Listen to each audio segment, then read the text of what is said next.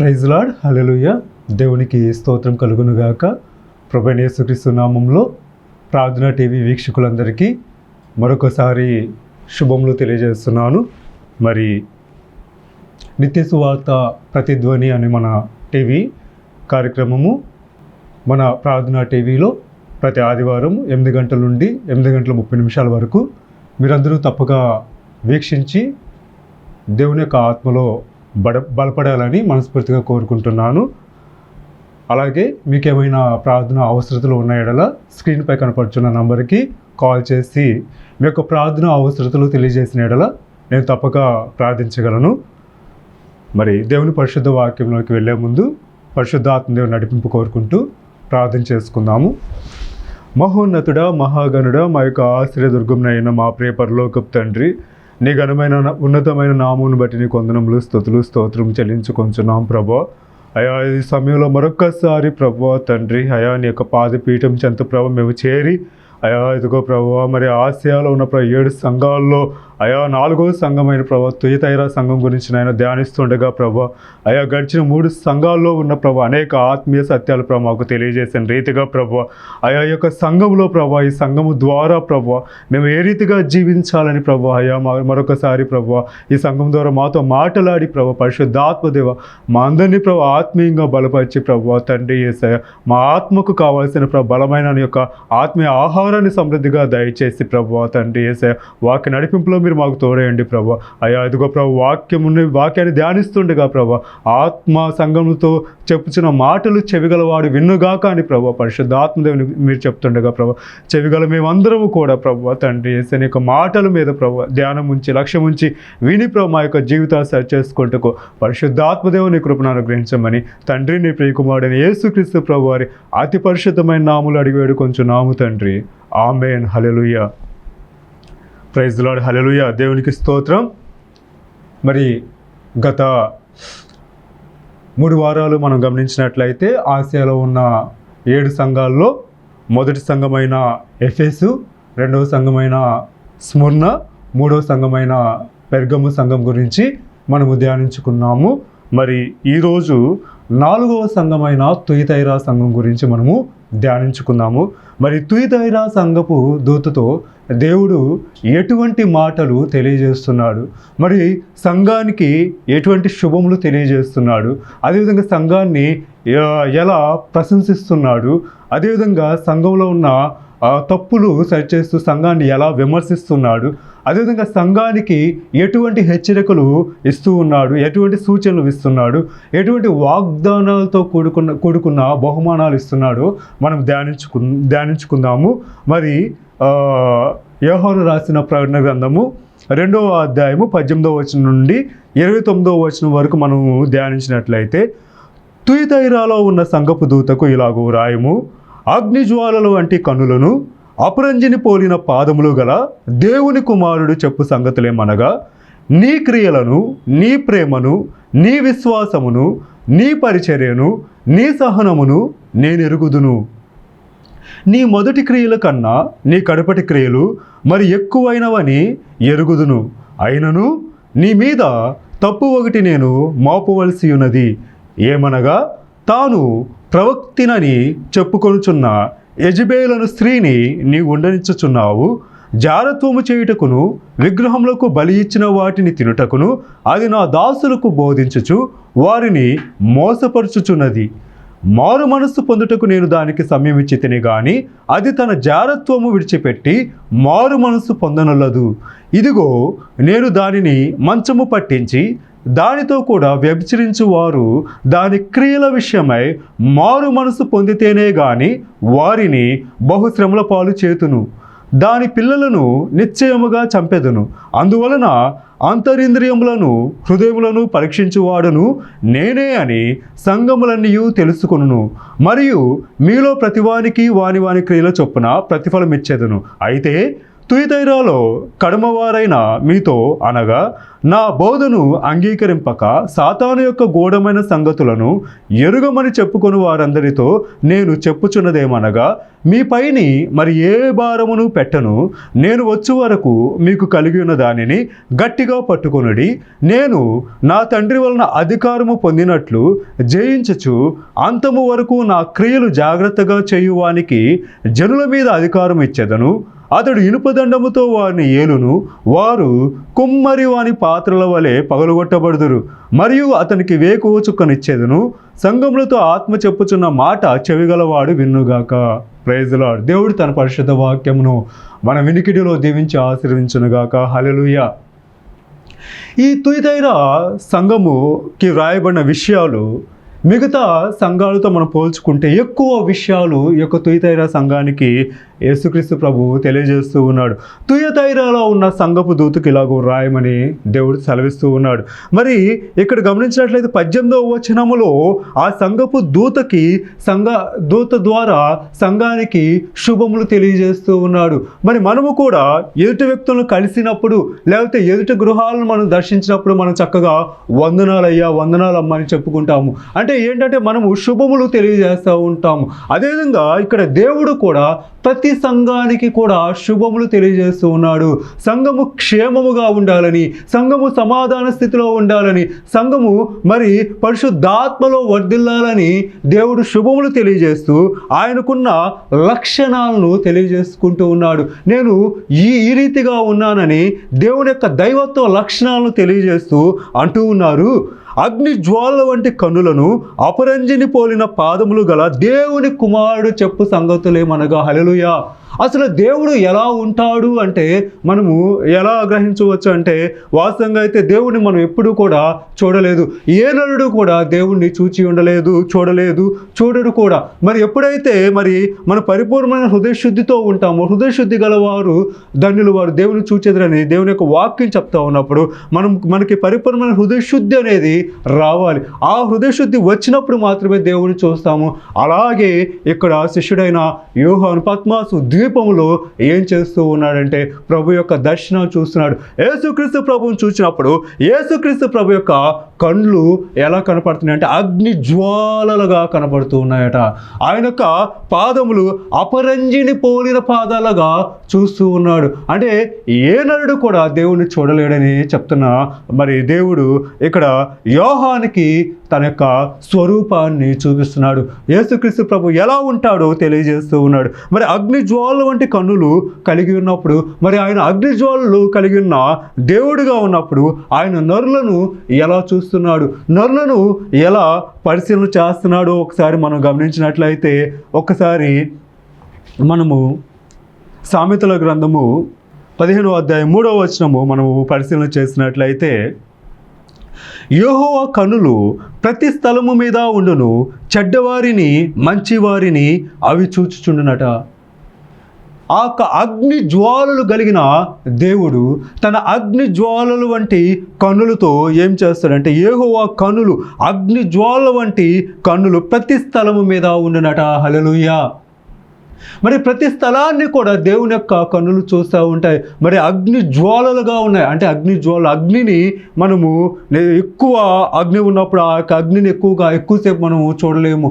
లేకపోతే ఒక లైట్ ఏదైతే ఉందో ఆ లైట్ ఇంకా మనము ఎక్కువసేపు చూడలేము. అదేవిధంగా సూర్యుని వైపు ఎక్కువ చూడలేము. మనం సూర్యుడినే చూడలేని స్థితిలో ఉన్నప్పుడు సూర్యుని కలుగు చేసిన యొక్క దేవుడు ఇంకెంత తేజోమయుడిగా ఉంటాడు.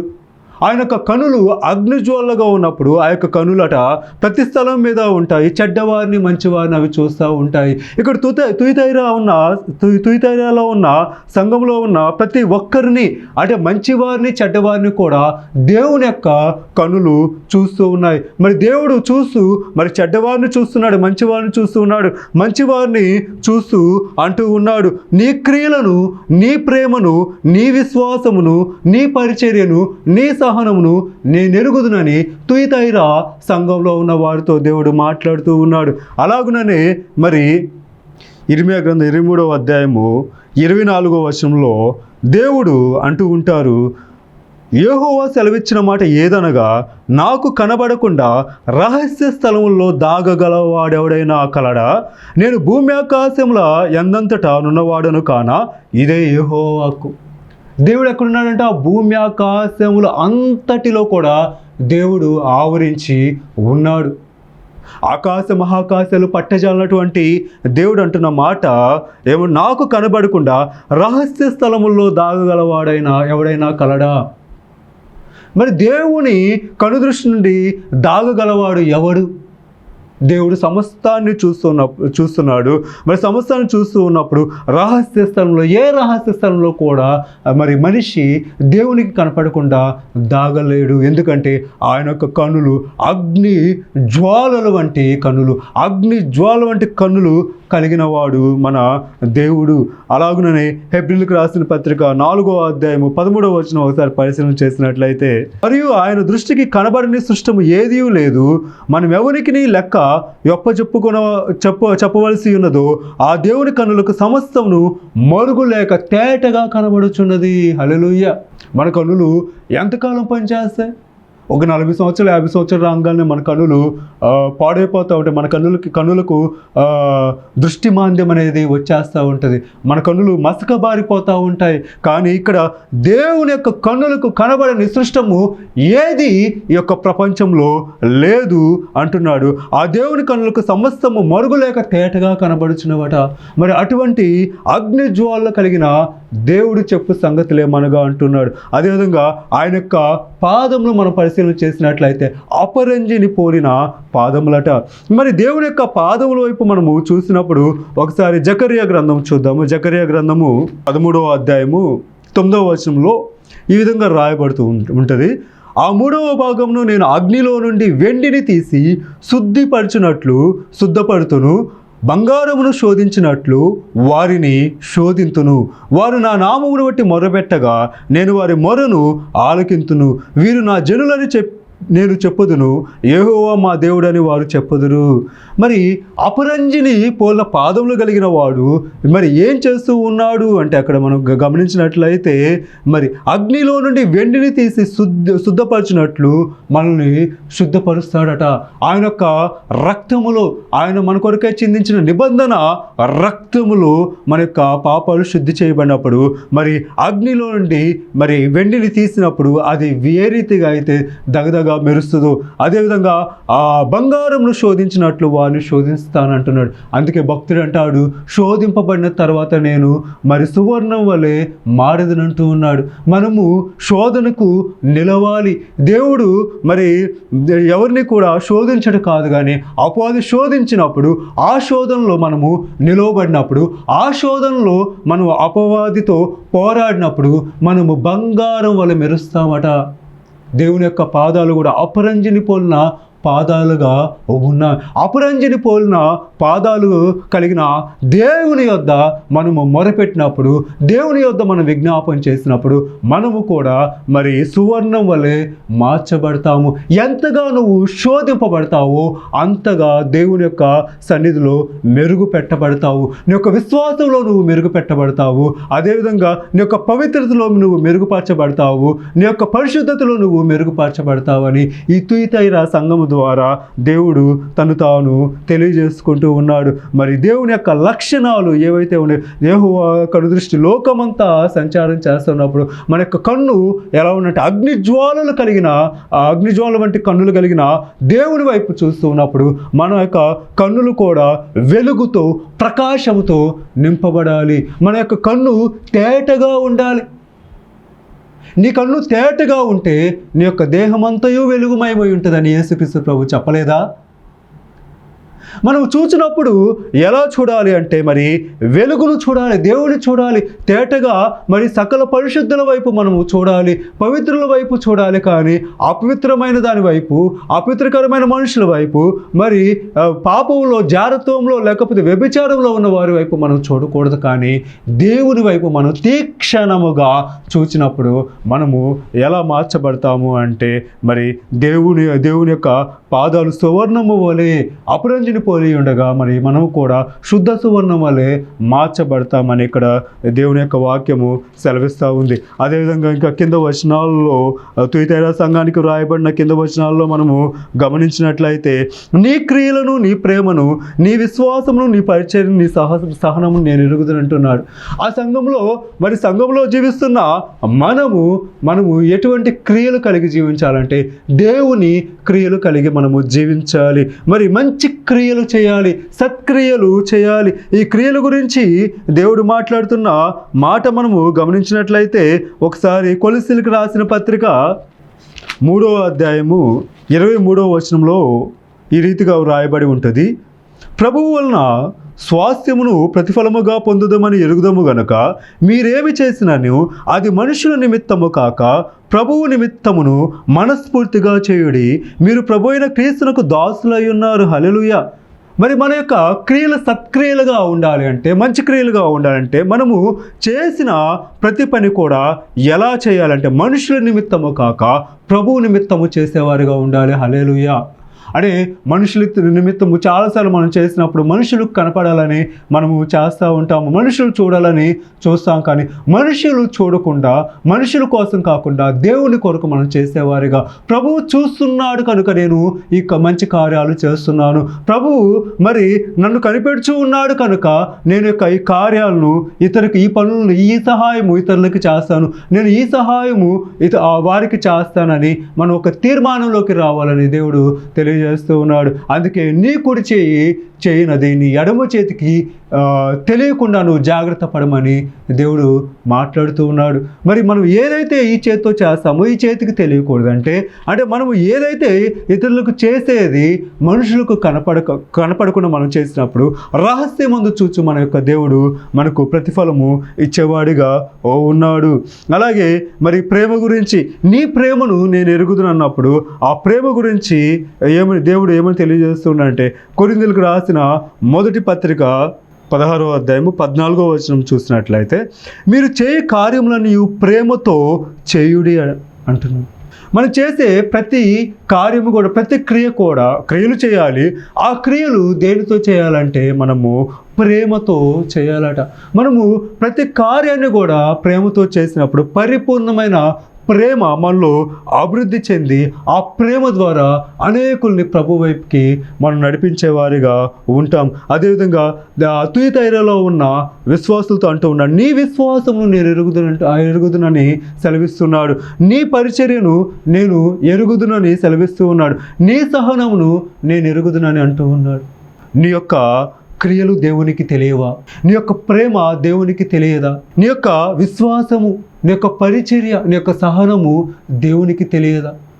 సంఘంలో ఉంటున్న మనము సహనము కలిగి ఉండాలి. మీ యొక్క సహనము సర్వజనులకు తెలియజేయనీయుడి అంటున్నాడు. మన యొక్క సహనం, ఒక క్రైస్తవుడిగా పిలువబడుతున్న మనకి ఏముండాలి అంటే సహనం అనేది ఉండాలి. ఆ సహనము సర్వజనులకు తెలిసినప్పుడు అనేకులు ప్రభు వైపు ఆకర్షింపబడుతూ ఉంటారు. ఈ రోజుల్లో చూసినట్లయితే మరి సహనం అనేది ఒక క్రైస్తవుడు కలిగి జీవించలేకపోతూ ఉన్నాడు. తోటి వ్యక్తి ఏదైనా మాట అంటే తిరిగి వెంటనే మనం మాట అనేవారిగా ఉంటున్నాం. తద్వారా అన్యులకి మనకి తేడా లేకుండా పోతుంది. వారు ఎలా దేవుని ప్రేమను తెలుసుకుంటారు, ఎలా దేవుని యొక్క రక్షణను తెలుసుకుంటారు? అందుకే తుయతైర ఉన్న సంఘంలో ఉన్న ఆ యొక్క విశ్వాసులతో దేవుడు అంటున్నాడు, నీ సహనము కూడా నేను ఎరుగుదును అంటున్నాను.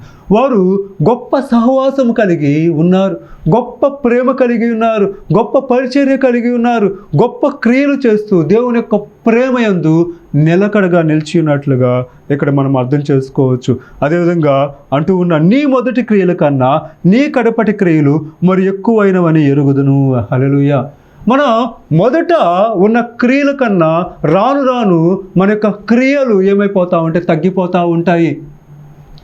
మొదటిలో దేవుని కొరకు పడ్డ ప్రయాస రాను రాను రాను రాను సన్నగిల్లిపోతూ ఉంటుంది. దేవుని పట్ల మొదట మనము చూపిన ప్రేమ తర్వాత ఏమైపోతూ ఉంటుందంటే ఆ ప్రేమ బలహీనమైపోతూ ఉంటుంది. కానీ తుయతైరాలో ఉన్న సంఘపు వారి యొక్క మొదటి క్రియలు కడపటి క్రియల కన్నా ఎక్కువైన అట. హల్లెలూయా. అంటే మొదటి క్రియల కన్నా కూడా కడపటి క్రియలు ఎక్కువ బహు వృద్ధి చెందుతూ ఉన్నట్లుగా దేవుడు తెలియజేస్తూ ఉన్నాడు. అయినను కూడా నీ మీద ఒక తప్పు మోపవలసి ఉన్నదట. అంటే కొన్ని లోపాలు కూడా ఉన్నాయి. సంఘం అంటే మరి బలము ఎంతైతే ఉంటుందో అదేవిధంగా కొన్ని బలహీనతలు కూడా సంఘంలో ఉంటాయి. ఎప్పటికప్పుడు కూడా సంఘంలో ఉన్న బలహీనతలు మనము సరిచేసుకోవాలి. మనలో ఉన్న బలహీనతలను సరిచేసుకుంటూ ఉంటేనే క్రైస్తవ జీవితంలో మనము ముందుకు వెళ్తాము. కానీ మన యొక్క బలహీనతలు మనము సరిచేసుకోకపోతే మనం ఏం చేస్తామంటే చేస్తాం, నానాటికి కూడా విశ్వాసంలో దిగజారిపోయేవారిగా ఉంటాం. అదేవిధంగా మరి మొదటి క్రియల కన్నా కడపటి క్రియలు ఎక్కువై ఉన్నవని అన్నప్పుడు మరి అపోస్తలుడైన పౌలు గల్తీ సంఘంలో ఈ రీతిగా తెలియజేస్తూ ఉన్నాడు. ఒకసారి చూద్దాము. గల్తీలకు రాసిన పత్రిక 6వ అధ్యాయము 8వ వచనంలో ఒక చక్కని మాటను దేవుడు తెలియజేస్తాడు.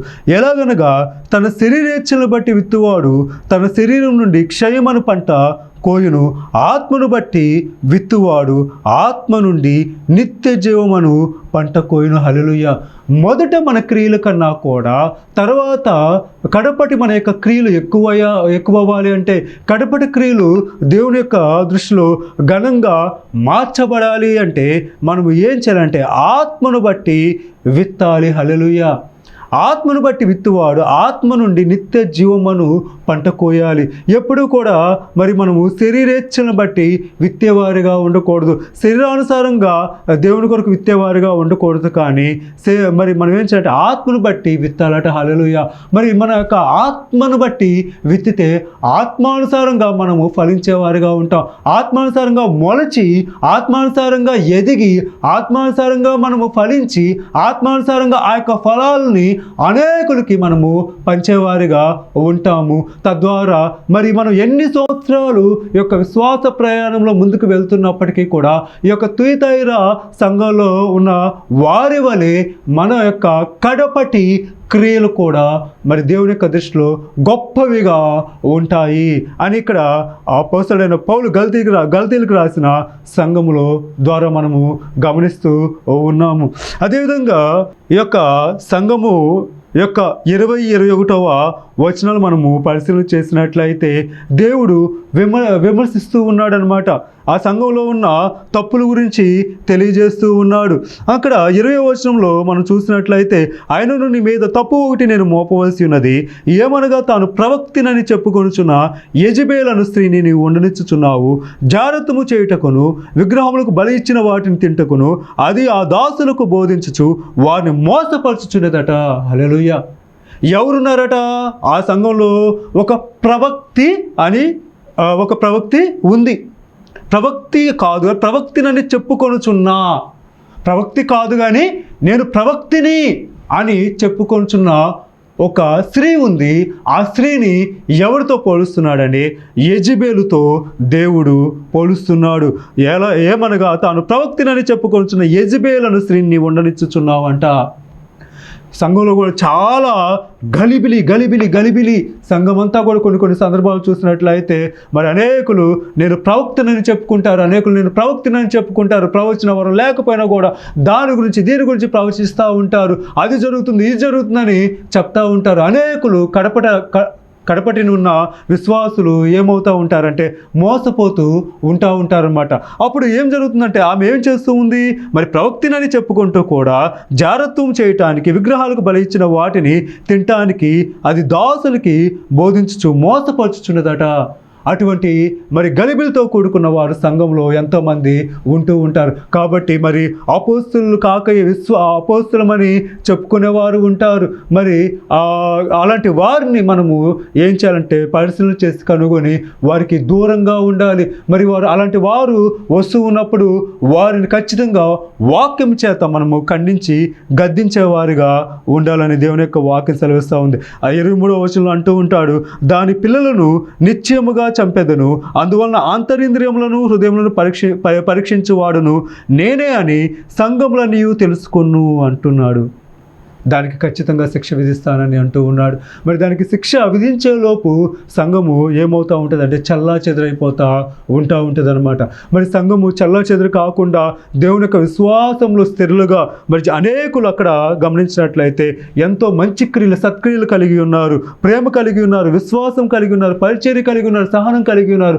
అటువంటి కలిగి ఉన్న వారు కూడా ఇలాంటి పరిస్థితులను బట్టి దేవునికి దూరం అయిపోతూ ఉంటారు. కాబట్టి మరి ఏం చేయాలంటే హృదయములను అంతరింద్రియములను పరీక్షించేవాడు దేవుడే అని మనము గుర్తెరిగి మనం ఏం చేయాలి అంటే దేవుని మీద ఆధారపడి దేవుడు మన యొక్క హృదయాలు చూస్తున్నాడని, మన యొక్క హృదయ అంతరంగాలను చూస్తూ ఉన్నాడని సంఘానికి కట్టుబడి సంఘంలో మనము వర్ధిల్లే విధంగా ఉండాలి. ఇంకా మనం కింద గమనించినట్లయితే రాయబడి ఉంటుంది 25వ వచనంలో, నేను వచ్చే వరకు మీకు కలిగి ఉన్న దాన్ని గట్టిగా పట్టుకొనుడి అంటాడు. మరి యేసుక్రీస్తు ప్రభు ఈ లోకానికి వచ్చేంత వరకు కూడా మనకు కలిగి ఉన్నదేంటి?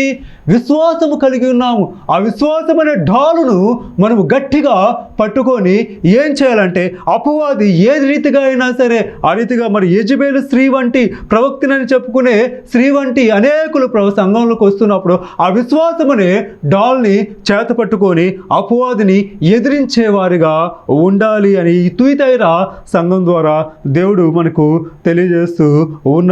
మరి సంఘాన్ని కట్టుకోమని దేవుడు మాట్లాడుతున్నాడు, సంఘాన్ని సరిచేసుకోమని తెలియజేస్తూ ఉన్నాడు. ఆ యొక్క సంఘాలను బట్టి మరి సంఘంలో మీరు బలపడి సంఘంలో ఏరుపారి సంఘంలో వర్ధిల్లాలని దేవుడు మాట్లాడుతూ ఉన్నాడు. ఇంకా కింద గమనించినట్లయితే 26వ వచనంలో, నేను నా తండ్రి వల్ల అధికారము పొందినట్లు జయించుచు అంతము వరకు నా క్రియలు జాగ్రత్తగా చేయువానికి జనుల మీద అధికారం ఇచ్చేదనట. ఈ సంఘానికి దేవుడు ఇస్తున్న వాగ్దానము ఏంటంటే జనుల మీద అధికారాన్ని ఇస్తానని వాగ్దానం చేస్తున్నాడు. అదేవిధంగా 28వ వచనంలో, మరియు అతనికి వేకువ చుక్కను ఇచ్చేదను అంటున్నాడు. వేకువ చుక్కను ఇస్తానన్నప్పుడు ఆ వేకువ చుక్క ఏంటి అంటే అదొక నక్షత్రం, సూర్యుని వంటి ఒక నక్షత్రం. ఎంత గొప్ప వాగ్దానాలని ఇక్కడ తుయితైరా సంఘానికి దేవుడు ఇస్తున్నాడో చూడండి. జనుల మీద అధికారం నీకుందా అంటే ఈ లోకంలో ఒక వ్యక్తి మీద ఒక వ్యక్తికి అధికారము లేదు. కానీ ఎప్పుడైతే నువ్వు జయించినప్పుడు జనుల మీద అధికారము దేవుడు ఇస్తానంటున్నాడు. జనులను ఏలేవాడిగా దేవుడు చేస్తానని వాగ్దానం చేస్తూ ఉన్నాడు. కాబట్టి ఈ యొక్క తుయితైరా సంఘము ద్వారా దేవుడు మనల్ని హెచ్చరిస్తూ ఉన్నాడు. ఏమని అంటే మనము పరిపూర్ణమైన విశ్వాసంలో ఉండి ఆయా సంఘం నుండి మనము ఎక్కడికి వెళ్ళక సంఘంలో ఉండేసేసి సంఘానికి అనుగుణంగా నడుచుకుంటూ దేవుని యొక్క కృపకు పాత్రలమై పరిపూర్ణంగా ఎదగాలని విశ్వసించాలని దేవుడు స్పష్టంగా తెలియజేస్తున్నాడు. ఆత్మ సంఘములతో చెప్పుచున్న మాట చెవిగలవాడు వినుగాక అంటున్నాడు. ఈ యొక్క మాటలు మరి యోహాను ఎలా చెప్తున్నాడంటే ఆత్మ ద్వారా చెప్తున్నాడు. ఆత్మ చెప్పుచున్న సంగతులు, పరిశుద్ధాత్మ చెప్తున్న సంగతులను సంఘము ఏం చేయాలంటే పరిపూర్ణంగా విశ్వసించి ప్రభు యొక్క అడుగుజాడుల్లో మనం సాగిపోతూ యొక్క సంఘాల ద్వారా ప్రభు యొక్క రాకడికై పరిపూర్ణమైన సిద్ధపాటు కలిగి జీవించాలని దేవుడు తెలియజేస్తూ ఉన్నాడు. మరి అట్టి రీతిగా మరి తుయితైరా సంఘంలో ఉన్నవారు ఏ రీతిగా అయితే జనుల మీద అధికారం పొందుకుంటున్నారు, ఏ రీతిగా అయితే వేకువ చుక్కను పొందుకుంటున్నారు, అదే రీతిగా మనం జనుల మీద అధికారాన్ని జయించి జనుల మీద అధికారం పొందుకొని దేవుడిచ్చే ఆ యొక్క వేకువ చుక్కను పొందుకున్నట్లుగా ఈ లోకాన్ని విశ్వాసం ద్వారా జయిస్తూ ముందుకు వెళ్ళాలని ప్రభు స్పష్టంగా తెలియజేస్తున్నాడు. ఆ రీతిగా జీవించిన పరిశుద్ధాత్మ దేవుడు తన యొక్క కృపను పరిపూర్ణంగా మనకు అనుగ్రహించునుగాక. ఆమేన్. చిన్న ప్రార్థన చేసుకుందాము. సకల ఆశీర్వాదాలకు కారణభూతుడైన మా ప్రియ పరలోకపు తండ్రి, నీ ఘనమైన నామమును బట్టి నీకు వందనములు, స్తుతులు, స్తోత్రం చెల్లించుకొంచున్నా ప్రభు. అయ్యా ఇదిగో నాయన సమయంలో ప్రభు తుయితైరా సంఘం ద్వారా ప్రభు మాతో మాట్లాడారు ప్రభు. అందరిని బట్టి ప్రభు నీకు స్తోత్రాలు చెల్లించుకొంచున్నా ప్రభు. అయ్యా ఇదిగో ప్రభు నీ క్రియలను, నీ ప్రేమను, నీ యొక్క సహనమును, నీ యొక్క పరిచర్యను అయ్యా ఇదిగో ప్రభు నేను ఎరుగుదునని ప్రభు వాగ్దానం చేసిన రీతిగా ప్రభు అయ్యా మా యొక్క సమస్తాన్ని ప్రభు మీరు ఎరిగి ఉన్న దేవుడు అని నేను స్తుతిస్తున్నా ప్రభు. అయ్యా ఎక్కడ ప్రభు లోకంలో తప్పిపోకుండా, ఎక్కడ అయ్యా దిగజారిపోకుండా ప్రభు విశ్వాసంలో బలంగా ఉంటూ ప్రభు నీ యొక్క రాకడికై సిద్ధపడు సిద్ధపడుతూ ప్రభా అయ్యా ఆయన యొక్క రాకడలో ప్రభా ఎదురు చూచేవారుగా పరిశుద్ధ ఆత్మదేవుని కృపను అనుగ్రహించండి ప్రభా. అయ్యా అదిగో ప్రభు మీరు పిలిచిన మీరు నమ్మదగిన దేవుడు ప్రభా, ఆశ్చర్యకరుడు నీకు కృతజ్ఞతాస్తుతులు చెల్లించుకోవచ్చు ప్రభా. అయ్యా అదిగో ప్రభు విన్న వాక్యము ప్రతి ఒక్కరూ ప్రభా ఆత్మీయంగా బలపట్టుకున్న ఆయన తండ్రి యేసయ్య. అయ్యా ఈ మాటలను బట్టి ప్రభా తండ్రి యేసయ్య నీ యొక్క రాకడగా పరిపూర్ణంగా ఎదురు చూచుటకు పరిశుద్ధాత్మదేవ సహాయం చేసి ముందుకు నడిపించమని తండ్రి నీ ప్రియకుమారుడైన యేసుక్రీస్తు ప్రభువు ప్రశస్తమైన నామములు అడిగి వేడుకొంచున్నావు తండ్రి. ఆమేన్. Praise lord. అందరికీ కూడా నా హృదయపూర్వక వందనాలు తెలియజేస్తున్నాను. ఆమేన్.